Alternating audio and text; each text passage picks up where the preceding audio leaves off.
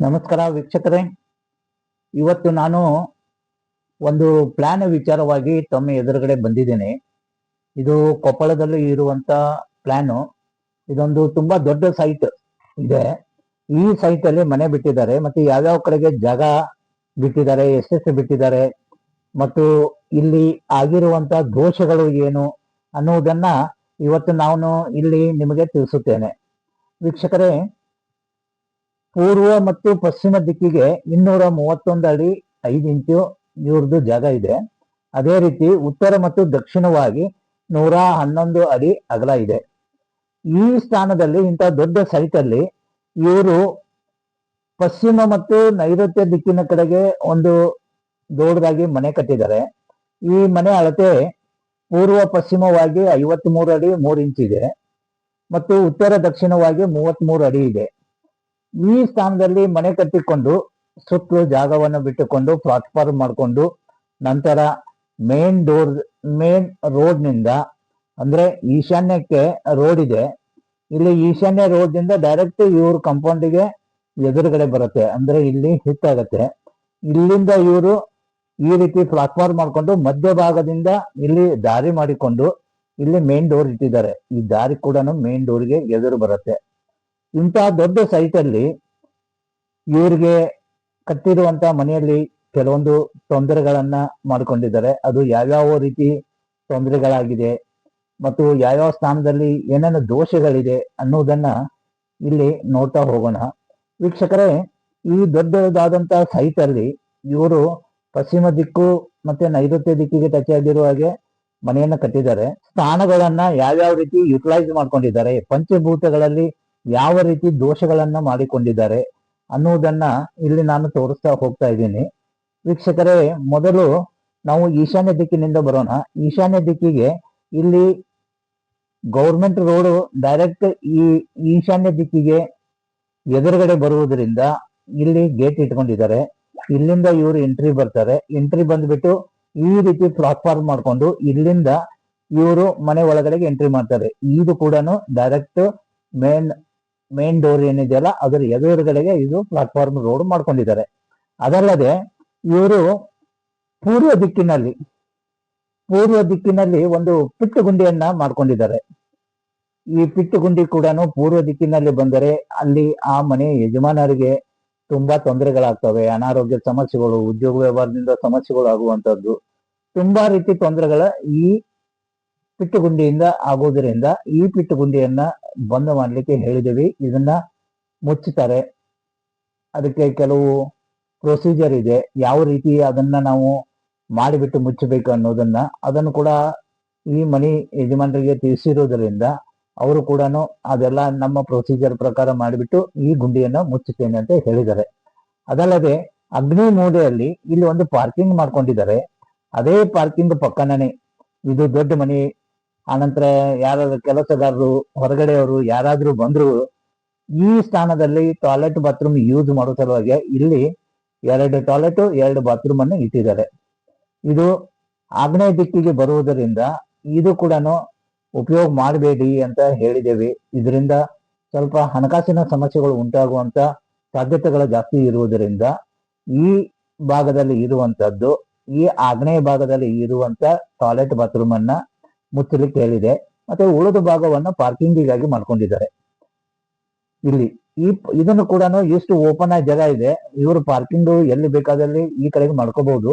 ಇದನ್ನ ಎಕ್ಸ್ಟ್ರಾ ಆಗಿ ಇಲ್ಲಿ ಕಟ್ಟಿರೋದ್ರಿಂದ ಇದು ಕೂಡ ಅವಾಯ್ಡ್ ಮಾಡಿದ್ರೆ ತುಂಬಾ ಉತ್ತಮ ಅಂತ ಹೇಳ್ಬಿಟ್ಟು ಅವ್ರಿಗೆ ತಿಳಿಸಿದ್ದೀವಿ. ಅದಲ್ಲದೆ ಇಲ್ಲಿ ಪೂರ್ವ ಆಗ್ನೇಯ ದಿಕ್ಕಿಗೆ ಈ ಕಡೆಯಿಂದ ಒಂದು ರೋಡ್ ಕೂಡ ಬರುತ್ತೆ. ಈ ರೋಡ್ ಕೂಡ ಕಾಂಪೌಂಡಿಗೆ ಡೈರೆಕ್ಟ್ ಹಿಟ್ ಆಗಿರುವುದರಿಂದ ಇಲ್ಲಿ ಕೆಲವು ತೊಂದರೆಗಳು ಆಗುವಂತ ಸಾಧ್ಯತೆಗಳು ಇರುವುದರಿಂದ ಅವರಿಗೆ ಇಲ್ಲಿ ಕೆಲವು ಸಜೆಷನ್ಸ್ ಕೊಟ್ಟಿದೆ. ಇಲ್ಲಿ ಏನ್ ಮಾಡ್ಲಿಕ್ಕೂ ಅವರಿಗೆ ಸಾಧ್ಯತೆ ಇಲ್ಲ. ಇಲ್ಲಿ ಗೌರ್ಮೆಂಟ್ ರೋಡ್ ಬಂದಿರುವುದರಿಂದ ಇಲ್ಲಿ ಜನ ಓಡಾಡುವುದರಿಂದ ಈ ಭಾಗದಲ್ಲಿ ಅವರಿಗೆ ಬೇರೆ ಏನು ಮಾಡ್ಲಿಕ್ಕೆ ಅವಕಾಶ ಇಲ್ಲ. ಆದ್ರಿಂದ ಈ ಸ್ಥಾನದಲ್ಲಿ ಇವ್ರಿಗೆ ಎಷ್ಟು ರೋಡ್ ಬರುತ್ತಲ್ಲ ಆ ಸ್ಥಾನದಲ್ಲಿ ಕೆಲವು ಸಲಹೆಗಳನ್ನು ಕೊಟ್ಟಿದ್ದೀವಿ. ಒಂದು ದೊಡ್ಡದಾದಂತ ಕಾನ್ವೆಕ್ಸ್ ಮಿರರ್, ಅದನ್ನ ದೊಡ್ಡದಾಗಿ ಒಂದು ಮಿರರ್ ಹಾಕಬಹುದು. ಅದಲ್ಲದೆ ಈ ಸ್ಥಾನಕ್ಕೆ ಕುಟ್ಟು ಬರುವಂತ ಸ್ಥಾನಕ್ಕೆ ಅಶೋಕ್ ಮರಗಳನ್ನ ಒಂದು 2.5 ಅಡಿ 3 ಅಡಿಗೆ ಒಂದರಂತೆ ಈ ಸ್ಥಾನದಲ್ಲಿ ಅಶೋಕ ಗಿಡಗಳನ್ನು ನೆಟ್ಟರೆ ಇಲ್ಲಿ ಬರುವಂತ ಹೋಗುವಂತ ಜನರ ದೃಷ್ಟಿಯನ್ನ ಇವು ಕಂಟ್ರೋಲ್ ಮಾಡುತ್ತೆ. ಅದೇ ರೀತಿ ಇಲ್ಲಿ ಮನೆಗೆ ಬಂದಾಗ ಈ ಸ್ಥಾನದಲ್ಲಿ ಈ ಮನೆಯ ಭಾಗದಲ್ಲಿ ಇದು ನೈಋತ್ಯ ದಿಕ್ಕಿನಲ್ಲಿ ಒಂದು ಸ್ಟೋರ್ ರೂಮ್ ಮಾಡ್ಕೊಂಡಿದ್ದಾರೆ. ಇಲ್ಲಿ ಸ್ಟೋರ್ ರೂಮ್ ಮಾಡ್ಕೊಂಡಿದ್ರಿಂದ ಏನ್ ತೊಂದರೆ ಇಲ್ಲ. ಅದಲ್ಲದೆ ಈ ಸ್ಥಾನದಲ್ಲಿ ಒಂದು ಚಿಕ್ಕದಾಗಿ ಒಂದು ಮನೆ ಕಟ್ಟಿದ್ದಾರೆ. ಈ ಮನೆಯಲ್ಲಿ ಟಾಯ್ಲೆಟ್, ಬಾತ್ರೂಮು ಮತ್ತೆ ಅಡಿಗೆ ಮನೆ ಮತ್ತು ಒಂದು ಕುತ್ಕೊಳ್ಳಿಕ್ಕೆ ಮಾಡ್ಲಿಕ್ಕೆ ಇಲ್ಲೊಂದು ಇದಿದೆ. ಬಟ್ ನಾವು ಇದನ್ನ ಪೂರ್ತಿಯಾಗಿ ನೋಡಿದಾಗ, ಈ ಜಾಗ ತಿರುಚಿರುವುದರಿಂದ ನೋಡಿದಾಗ ಇದು ನೈಋತ್ಯ ದಿಕ್ಕಿಗೆ ಬರುವುದರಿಂದ ತಿರುಚಾದಂತ ಏರಿಯಾವನ್ನ ನಾವು ನೋಡಿದಾಗ ಇದು ನೈಋತ್ಯ ದಿಕ್ಕಿಗೆ ಸಂಬಂಧಪಡುವಂತದ್ದು ಅಥವಾ ಆ ಸ್ಥಾನಕ್ಕೆ ಬರುವ ಹಾಗೆ ಆಗಿರುವುದರಿಂದ ಈ ಸ್ಥಾನದಲ್ಲಿ ಬರುವಂತ ಟಾಯ್ಲೆಟ್, ಬಾತ್ರೂಮ್ ಅನ್ನ ಬಂದ್ ಮಾಡ್ಲಿಕ್ಕೆ ಹೇಳಿದೆ. ಅದಲ್ಲದೆ ಇಲ್ಲಿ ಅಡಿಗೆ ಮನೆ ಕೂಡ ಬರುತ್ತೆ. ಆ ಅಡಿಗೆ ಮನೆ ಕೂಡ ಇಲ್ಲಿ ಇರಬಾರ್ದು, ತೆಗಿದೆ ಅಂತ ಹೇಳಿದೆ. ಅದಕ್ಕೂ ಕೂಡ ಅವರು ಒಪ್ಪಿಕೊಂಡಿದ್ದಾರೆ. ಅದಲ್ಲದೆ ಇದು ದೊಡ್ಡ ಸೈಟ್ ಆಗಿರುವುದರಿಂದ ಇಲ್ಲಿ ಸರಿಯಾಗಿ ಪಂಚಭೂತಗಳು ಸರಿಯಾಗಿ ಕೆಲಸ ಮಾಡದೇ ಇರುವುದರಿಂದ ಇಲ್ಲಿ ಅನೇಕ ತೊಂದರೆಗಳು ಉಂಟಾಗುತ್ತವೆ. ಆದ್ದರಿಂದ ಈ ದೊಡ್ಡ ಸ್ಥಾನವನ್ನ ಇಲ್ಲಿ ಪಾರ್ಟೇಷನ್ ಮಾಡ್ಕೊಂಡು ಬಿಟ್ಟು ಇದನ್ನ ವಿಭಜನೆ ಮಾಡಿಕೊಂಡು ಇಲ್ಲಿ ವಾಸವಿದ್ದಾಗ ಇಲ್ಲಿ ಇವರಿಗೆ ತುಂಬಾ ಅನುಕೂಲ ಆಗತ್ತೆ. ಮತ್ತೆ ಅವರು ಅಣ್ಣ ತಮ್ಮಂದಿರು ಇರುವುದರಿಂದ ಬೇರೆ ಬೇರೆಯಾಗಿ ಅವರು ಮನೆ ಕಟ್ಕೊಳ್ಳಿಕ್ಕೂ ಕೂಡ ಅನುಕೂಲತೆಗಳು ಆಗ್ತವೆ. ಆದ್ರಿಂದ ಈ ದೊಡ್ಡ ಸೈಟ್ ಅನ್ನ ಯಾವ ರೀತಿ ಪಾರ್ಟೇಷನ್ ಮಾಡಬೇಕು ಅನ್ನೋದನ್ನ ನಾನು ನಿಮಗೆ ವಿವರವಾಗಿ ತಿಳಿಸಿಕೊಡುತ್ತೇನೆ. ಅದಲ್ಲದೆ ಈ ಮನೆಯ ಸ್ಥಾನದ ಪಶ್ಚಿಮ ದಿಕ್ಕು ಮತ್ತು ಪಶ್ಚಿಮ ವಾಯವ್ಯ ದಿಕ್ಕಿಗೆ ಟಚ್ ಆಗಿಬಿಟ್ಟು ಇಲ್ಲಿ ಒಂದು ಪಿಟ್ಟುಗುಂಡಿ ಬರುತ್ತೆ. ಈ ಯಾವುದೇ ಕಾರಣಕ್ಕೂ ಪಶ್ಚಿಮ ಮತ್ತು ಪಶ್ಚಿಮ ವಾಯವ್ಯದಲ್ಲಾಯ್ತು, ಬೇರೆ ಸ್ಥಾನಗಳಲ್ಲಾಯ್ತು, ಬೇರೆ ಕಡೆಗೆ ಎಲ್ಲಿಯೂ ಕೂಡ ಪಿಟ್ಟುಗುಂಡಿ ಬರಬಾರದು. ಇದನ್ನ ಮುಚ್ಚಲಿಕ್ಕೆ ಹೇಳಿದೆ. ಇದನ್ನ ಮುಚ್ಚಬೇಕಾದ್ರೆ ಕೂಡ ಕೆಲವು ಬೇರೆ ಬೇರೆ ಪ್ರೊಸೀಜರ್ಗಳಿದೆ. ಆ ಪ್ರೊಸೀಜರ್ ಪ್ರಕಾರ ಇದನ್ನ ಕ್ಲೀನ್ ಮಾಡಿಬಿಟ್ಟು ಆನಂತರ ಇದನ್ನ ಮುಚ್ಚಿದ್ರೆ ತುಂಬಾ ಅನುಕೂಲ ಆಗುತ್ತೆ. ಇಲ್ಲಿ 2 ಪಿಟ್ಟುಗುಂಡಿಗಳನ್ನು ಮಾಡ್ಕೊಂಡಿದ್ದಾರೆ ಇವರು.